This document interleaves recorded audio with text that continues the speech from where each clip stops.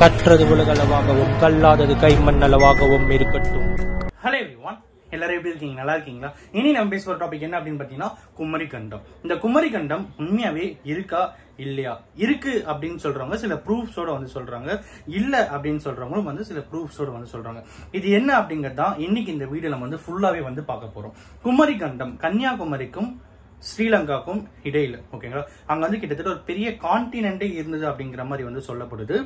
அந்த பர்டிகுலர் கான்டினென்ட்ல பல ஆயிரம் வருஷத்துக்கு முன்னாடி விமனிசம் அதிகமாவே இருந்தது. விச் மீன்ஸ் விமனிசம் நான் மீன் பண்றது என்ன அப்படின்னு பாத்தீங்கன்னா, அந்த சொசைட்டி விமன் சொசைட்டியாவே வந்து இருந்தது. அங்க அந்த பிளேஸ் வந்து ரூல் பண்ணதே வந்து விமென்ஸ் தான் அப்படிங்கிற மாதிரி சொல்றாங்க.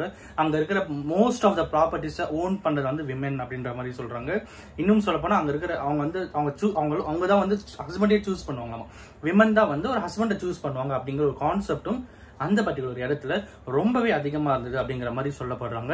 இன்னும் அடுத்த ப்ரூஃப் என்ன அப்படின்னு பாத்தீங்கன்னா, இந்த சங்கம் இருக்கு, கரெக்டுங்களா? தமிழ் சங்கம் மதுரையில் வந்து சொல்லுவோம்.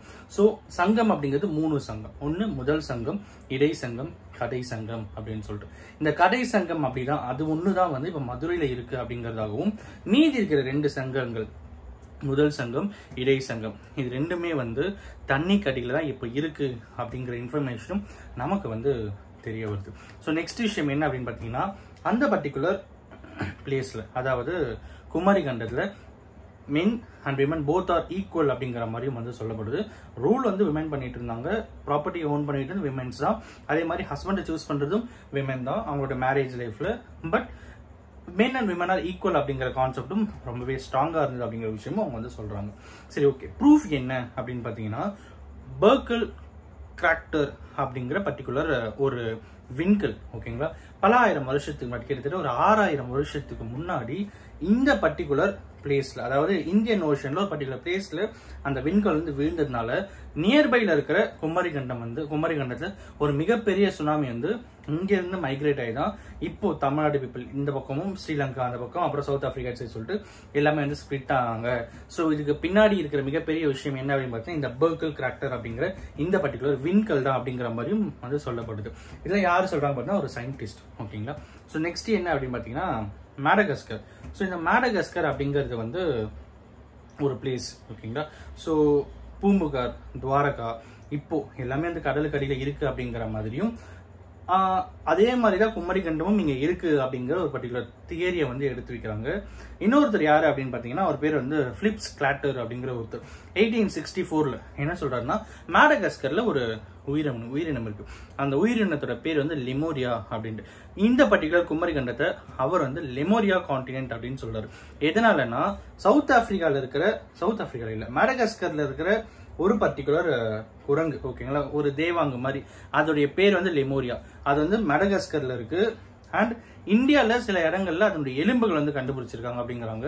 இவ்வளவு பெரிய ஒரு 1000 கிலோமீட்டர் டிஸ்டன்ஸ்ல இருக்கிற பிளேஸ்ல எலும்பு கூட கண்டுபிடிச்சிருக்காங்க அப்படின்னும் போது, அந்த உயிரினம் இங்கேயும் சம்பந்தப்பட்டு வாழ்ந்துருக்கு. சவுத் ஆப்பிரிக்கால இல்ல, பட் ஆனா மேடகஸ்கர்ல இருக்கு, இங்க இருக்கு. பட் இதுக்கு நடுவுல அப்ப ஏதோ ஒரு சிட்டி, ஏதோ ஒரு கான்டினென்ட்டே வந்து இருந்திருக்கு அப்படிங்கிறது வந்து அவருடைய மிகப்பெரிய நம்பிக்கை, அந்த தியரியாவே வந்து எடுத்து வைக்கிறாங்க. ஸோ இன்னொரு விஷயம் என்னன்னா, ஆல்மோஸ்ட் இந்த அட்லாண்டிஸ் கான்செப்ட் அப்படின்னு சொல்லிட்டு ஃபாரின்லயுமே வந்து இருக்கு, ஓகேங்களா. ஸோ அவங்களுமே வந்து கடலுக்கு அடியில் ஒரு மிகப்பெரிய ஊர் இருக்கு, அந்த ஊர்ல தான் வந்து எங்களுடைய எல்லா விஷயங்களுமே வந்து மிகப்பெரிய சொத்து, வைடூரியங்கள், ரொம்ப காஸ்ட்லியான தங்கம், வைரம்லாம் நிறையவே கீழே இருக்கு அப்படிங்கிற ஒரு பிலீஃப் அங்க வந்து இருக்கு.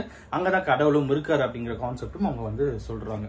ஸோ ஆல்ஃபிரட் அப்படிங்கிற ஒருத்தர் 1912 அவர் என்ன சொல்றாருன்னா, பிளேட்ஸ், எர்த்து கீழே பிளேட்ஸ் இருக்கும். ஸோ அதனுடைய மூவ்மெண்ட், அதனுடைய அடிப்படையில தான் மேல இருக்கிற குளோப் எர்த் வந்து கிரியேட் ஆகுது.